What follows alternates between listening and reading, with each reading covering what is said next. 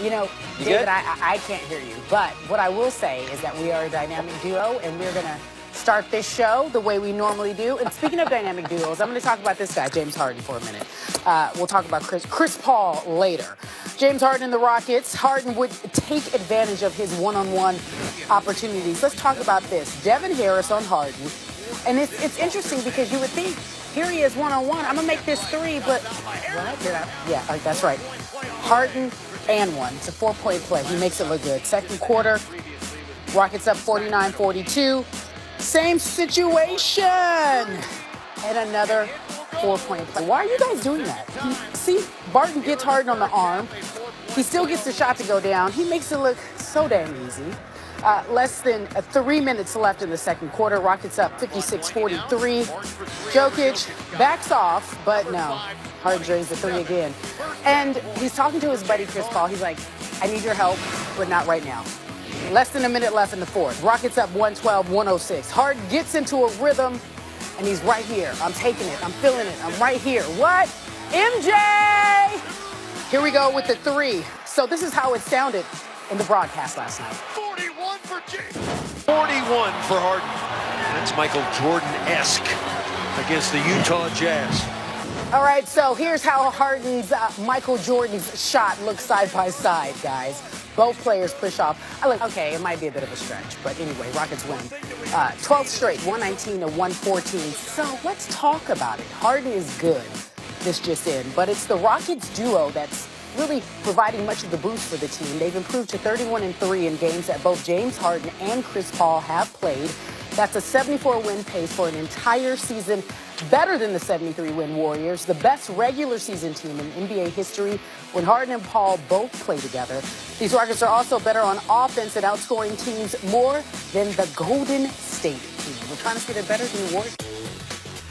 LeBron and his new crew hosting the Spurs yesterday, trying to refine the mojo they had going before the break. LeBron's telling his guys, think out there. LeBron thinking and working. Knocking down the three, then the alley-oop to Tristan Thompson.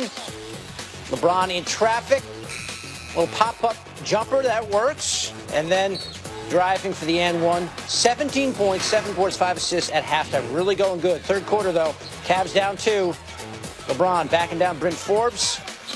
Got the size advantage. We're tied at 71. Final minute of the quarter. LeBron gets thoroughly shoved by Pau Gasol. No call there. Danny Green coming off the bench for the first time this season had 22. LeBron not happy. I think the momentum, kind of hurt us when, they got away with an offensive foul, pushing it back on me.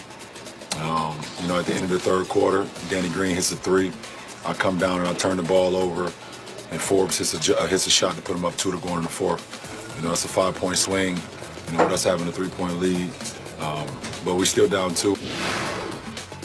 And then LeBron started the fourth quarter on the bench, and that's when the Spurs made the move. You got to rest him at some point.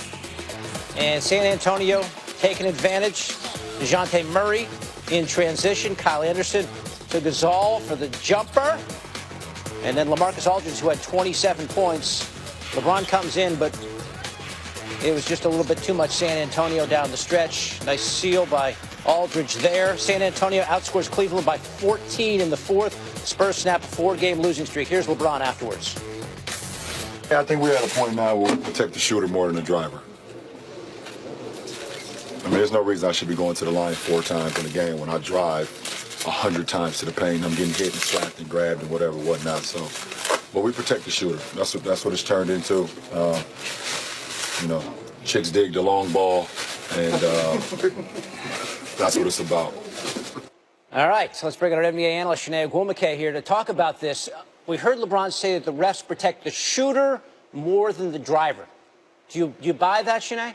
Yeah, I buy it. I'm opposed, though I'm biased a little bit, but honestly, bringing the facts, LeBron said, okay, I made it 100. I went to the basket 100 times. Realistically, he actually went 12 times on a direct drive, according to Second Spectrum, and he got no foul calls on 12 drives.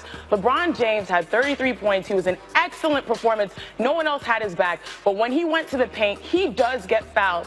We underestimate his greatness. He scores 33 points. The game was officiated well. No, he's just just putting the refs on notice. Now, there's something called the hot stove rule in the NBA. The hot stove rule means that you can only touch your defender. The defender can only touch the offensive player once, and then they can't touch them anytime until they get to the paint.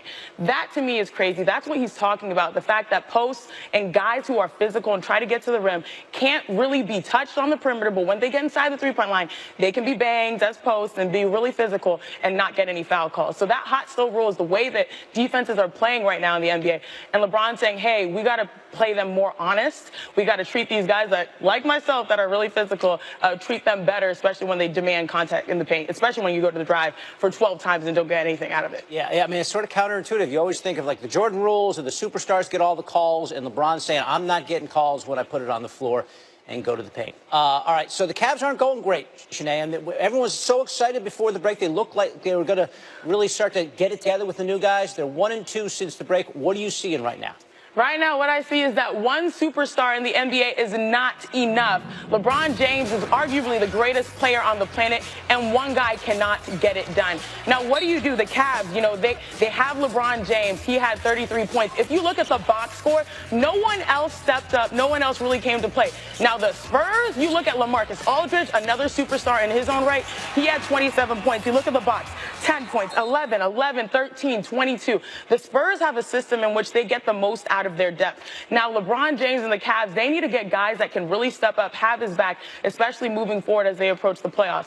What they miss is the lack of an interior player, the lack of a true center, someone that can get them easy baskets, someone that can contest the guys like LaMarcus Aldridge, who had 27 at the rim. All right, so a lot to watch there for the Cleveland Cavaliers as we sort of have readjusted ourselves a couple times with this team.